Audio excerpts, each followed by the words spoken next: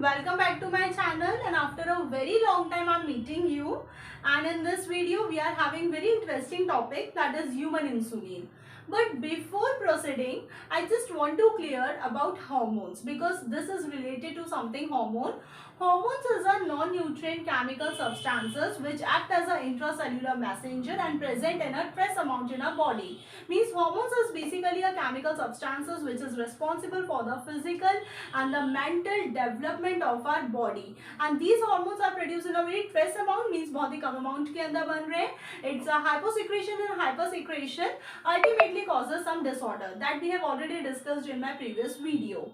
So, and chemical substances, that is hormones, are secreted in the glands, and there are of three types of gland: exocrine, endocrine, mixed gland, or heterocrine gland. So what is endocrine gland?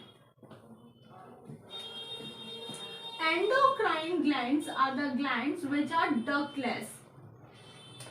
Means इनके अंदर duck नहीं होता. जो hormones होते हैं वो blood के अंदर अपना सिक्रेशन रखते हैं और वो ब्लड स्ट्रीम के थ्रू ही यहाँ से वहां जाते हैं. ऐसी वाली जो ग्लैंड्स होती है उनको बोला जाता है एंडोक्राइन ग्लैंड. सेकेंड हमारे पास में होती है एक्सोक्राइन ग्लैंड. एक्सोक्राइन ग्लैंड वो ग्लैंड होती है means they are having duct. And third one is an mixed और हेट्रोक्राइन ग्लैंड. तो वो जो मिक्स्ड और हेट्रोक्राइन ग्लैंड है, मिक्स्ड और हेट्रोक्राइन ग्लैंड को हम कॉम्पोजिट ग्लैंड भी बोलते हैं, which act as both exocrine and endocrine glands. दोनों के जैसे उन्होंने बिहेव करना है, और ये सारी बातें हम अपनी जो प्रीवियस वीडियो है उसमें जा चुके हैं. Here we are discussing only mixed और heterocrine gland. Pancreas is a composite gland, क्योंकि हम यहाँ पर सबसे फर्स्ट पैंक्रियास के बारे में डिस्कस कर रहे हैं. पैंक्रियास के अंदर ना चिल्ड्रन एक बहुत ही स्पेशल सेल्स होती हैं जिन्हें बोला जाता है slits of Langerhans. Obviously scientist के नाम पर है स्लिट्स ऑफ लैंगरहंस, और ये पैंक्रियास के अंदर होती हैं 1 to 2 millions of slits of Langerhans, जो कि बहुत स्पेशल टिश्यूज हैं, वो पैंक्रियास के अंदर होते हैं. और यही स्लिट्स ऑफ लैंगरहंस जो होते हैं, इनके पास में टू टाइप की सेल्स होती हैं. एक होती है अल्फा सेल्स और एक होती है बीटा सेल. जो अल्फा सेल्स होती हैं उनमें जो हार्मोन होता है उस हार्मोन का नाम होता है ग्लूकागन, और जो बीटा सेल है उस बीटा सेल के अंदर जो हार्मोन है उसका नाम है insulin.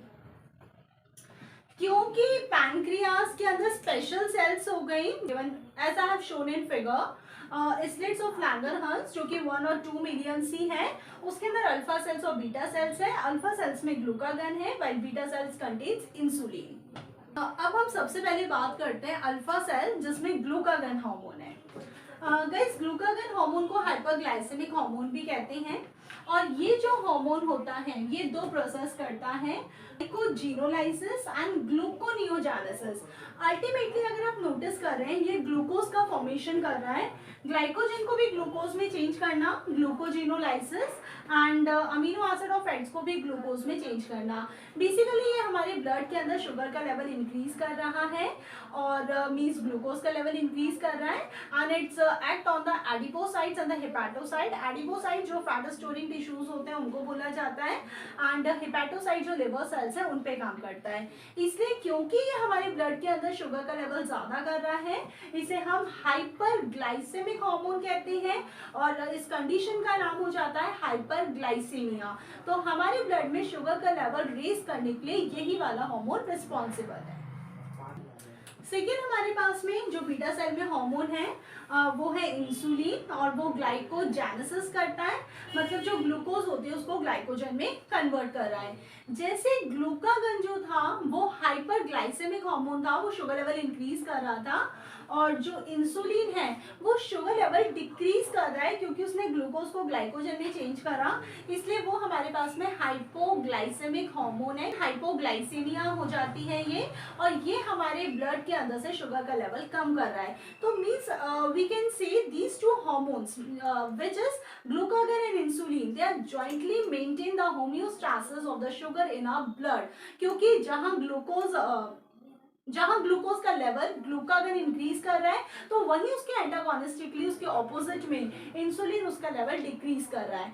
But children, if prolong hyperglycaemia, it ultimately changes into the disorder which is known as an diabetic mellitus. And in diabetes mellitus, the patients having a large amount of glucose in their body and which may also get excreted through their urine. And there is one more thing with the patient कि उसकी body के अंदर there is an formation of the harmful compound that is ketonic body, उसकी body के अंदर उसके blood में बन जाती है, may also excreted through the urine. तो अगर हमारे बॉडी के अंदर बहुत ही टाइम से अगर हाइपरग्लाइसेमिया कंडीशन हो गई, हाइपरग्लाइसेमिक कंडीशन हो गई जहाँ इंसुलिन का लेवल कम हो गया, तो वहाँ पर आपके पास में डायबिटीज मेलाइटस हो जाएगा.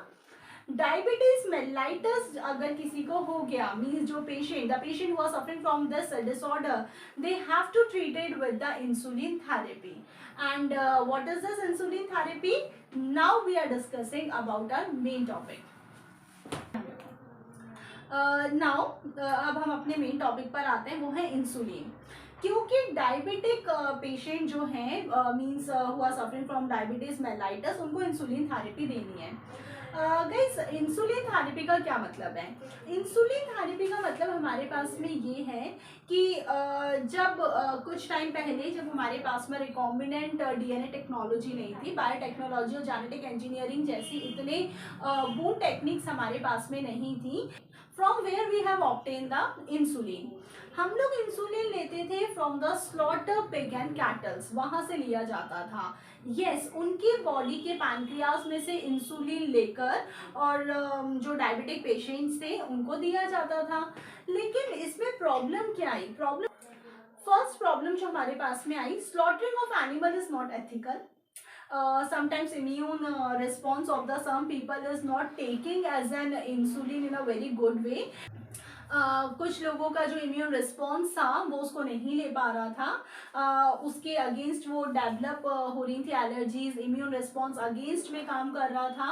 And the most important thing कि डिमांड्स इतनी ज़्यादा हैं, demands being manifold higher than the supply, क्योंकि लोगों की डिमांड्स इतनी ज़्यादा है वहाँ पर और सप्लाई इतना नहीं हो पा रहा, तो किसी एनिमल की लाइफ सेक्रीफाइस करना, slaughtering of animal, obviously this is not very ethical. और लोगों के अंदर एलर्जीज आ रही है, इम्यून रिस्पॉन्स उनका जो है वो एक्सेप्ट नहीं कर रहा, तो वहाँ पर जो इंसुलिन जो पुरानी टेक्निक थी जिसे लिया जाता था वो नहीं लिया जाता, अब नहीं लेते अब हम. अच्छा, वन मोर थिंग, जो इंसुलिन हमारी बॉडी के अंदर बनता है वो एज अ प्रो हार्मोन बनता है. इंसुलिन प्रोटीन है, उसके अंदर 51 अमीनो एसिड है, उसके अंदर 2 चेन्स होती हैं जैसा आपको शो हो रहा है, और उसके अंदर जो 2 चेन होती हैं, चेन ए और चेन बी. लेकिन जब वो प्रो हार्मोन होता है, मतलब जब वो इमेच्योर होता है, तो उसमें एक एक्स्ट्रा स्ट्रेच भी होता है, वो होता है चेन सी. जब हम वो इंसुलिन मेच्योर होता है, प्रोसेसिंग में जाता है, वो फंक्शनल होता है, तो वो जो चेन सी होती है, जो एक्स्ट्रा चेन है, वो वहां से हटा दी जाती है, वो चेन वहां से हट जाती है, और उसके बाद में वो मैच्योर इंसुलिन हमारे अंदर काम करता है. लेकिन बट जैसा मैंने आपके साथ में डिस्कस करा कि पहले एनिमल में से लिया जा रहा था, लोगों को एलर्जीज डेवलप हो रही थी, जो बहुत ही ज़्यादा गलत था. अब हमारे पास में रिकॉम्बिनेंट डीएनए टेक्नोलॉजी है जिसकी हेल्प से हम इंसुलिन बिना किसी एनिमल के डिस्टर्बेंस के, अपने एथिक के अगेंस्ट जाते हुए हम इंसुलिन उनसे नहीं लेते. इसलिए recombinant DNA technology, rDNA, biotechnology और जेनेटिक इंजीनियरिंग, आप कुछ भी कह सकते हैं, जिसमें हम लोग क्या करते हैं, जो डीएनए है वहाँ से जो प्लाज्मिड है, plasmid extra chromosomal circular DNA होता है, वहाँ से उस पर्टिकुलर पीस ऑफ डीएनए को कट करा, हमने अपना डिजायर जीन वहाँ पर लगाया. जो एंजाइम कट करती है वो एंडोन्यूक्लियस है, जहाँ पर हम अपना डिजायर जीन लगाते हैं, जिस एंजाइम की हेल्प से वो डीएनए लाइकेज है, और इस तरीके से कंबाइन होकर जो हमने लगाया वो फॉरेन डीएनए था, जिसमें हमने लगाया वो वेक्टर था, दोनों के कॉम्पोजिशन को हम बोल देते हैं आरडीएनए. वहां पर आपके पास में बन जाती है आरडीएनए. सपोज जैसे कि प्लाज्मिड, इस प्लाज्मिड में से मैंने एक पर्टिकुलर पोर्शन ऑफ जीन्स का कट करा, और जो एंजाइम ने कट करा, जिस एंजाइम ने कट करा रेस्ट्रिक्शन एंडोन्यूक्लियस एंजाइम, मैंने वहां इंसर्ट कर दिया। तो ये मेरे पास में जो मैंने पहले लिया था उसको बोला जाएगा वेक्टर, और जो मैंने वहां पर लगाया, जो मैंने मेरा डिजायर्ड जीन लगाया, वो हो गया मेरे पास में फॉरेन डीएनए। इन दोनों से जो मेरे पास में बन जाएगा वो होगा रिकॉम्बिनेंट डीएनए, आरडीएनए। ऐसे करके सेपरेट सेपरेट चेन बनती जाएगी, चेन ए बन जाएगी, चेन बी बन जाएगी। और जैसा कि मैच्योर और नॉर्मल ह्यूमन इंसुलिन में होता है कि वहां पर जो चेन ए और बी होती है वो आपस में कनेक्ट होती है डाइसल्फाइड बॉन्ड से, और यहाँ पर भी हमारे पास में दो चेन होंगी जो कि कनेक्ट होंगी डाइसल्फाइड बॉन्ड से। और ये मैंने आपको कहा था नेचुरल और आर्टिफिशियल इंसुलिन में क्या डिफरेंस है।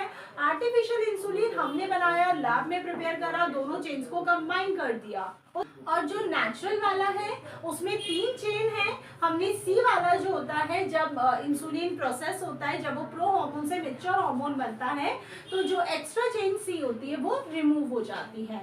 इस टेक्निक से जो इंसुलिन बनाया वो सबसे पहले एक अमेरिकन कंपनी ने 1983 के अंदर बनाया, जिसका नाम है एली लिली। और जो फर्स्ट इंसुलिन जो बन के मार्केट में आया उसका नाम है यूमोलिन। और क्योंकि इसका बनना इसलिए ज़रूरी था ताकि लोगों की डिमांड सेटिस्फाई हो और हमें एनिमल और पिग में से भी इंसुलिन ऑब्टेन नहीं करना पड़े, और जिसकी वजह से कुछ लोगों के अंदर जो इम्यून रिस्पॉन्स नेगेटिव जा रहा था, एलर्जीज हो रही थी, वो भी हमें रिस्पॉन्सेज देखने के लिए ना मिले। So this is about the application of recombinant DNA technology and hope student कि आप लोगों को ये टेक्निक समझ में आई होगी। ये book chapter number 12 biotechnology and its application में गिवन है, आप प्लीज इसे वहाँ से रीड आउट कर सकते हैं। कोई प्रॉब्लम है तो आप प्लीज मुझसे पूछ सकते हैं, डाउट है तो भी आप उसे कमेंट सेक्शन में लिख सकते हैं। Thank you for watching this video and hopefully हम जल्दी मिलें और अब नेक्स्ट टॉपिक हम बायोटेक्नोलॉजी के साथ में कंटिन्यू करें। Thanks student, bye everyone.